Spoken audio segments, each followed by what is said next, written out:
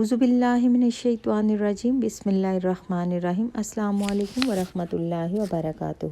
Islamic world میں خوش آمدید کے رمضان المبارک کا آخری عشرہ شروع ہو چکا ہے۔ چاہیں تو اس سے فائدہ اٹھا لیں، کیونکہ یہ موقع پھر 1 سال بعد آئے گا اور پھر زندگی کا کوئی بھروسہ نہیں کہ یہ وفا کرے یا نہ کرے۔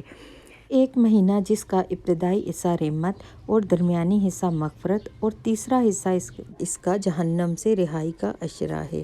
نبی کریم صلی اللہ علیہ وآلہ وسلم رمضان المبارک کا آخری عشرہ کیسے گزارے؟ اسے مبارکہ ہے کہ ام المومنین عائشہ صدیقہ رضی اللہ تعالیٰ عنہ کہتی ہیں کہ رسول اللہ صلی اللہ علیہ وآلہ وسلم کی عادت مبارکہ تھی کہ جب رمضان کا آخری عشرہ آتا تو آپ صلی اللہ علیہ وآلہ وسلم رات بھر جاگتے اور گھر والوں کو بھی جگاتے، عبادت میں نہایت کوشش کرتے اور کمر ہمت باندھ لیتے۔ سبحان اللہ۔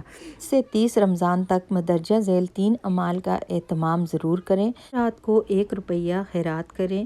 جس رات لیلۃ القدر ہوگی وہ 1 روپے کی خیرات ایسی ہو جائے گی جیسے آپ نے 84 سال تک خیرات دی ہے۔ ہر رات 2 رکعت نماز نفل ادا کریں۔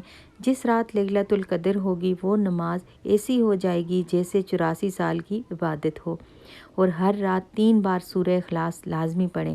جس رات لیلۃ القدر ہوگی وہ تلاوت ایسی ہو جائے گی کہ گویا 84 سال روزانہ ایک قرآن پڑھا۔ سبحان اللہ۔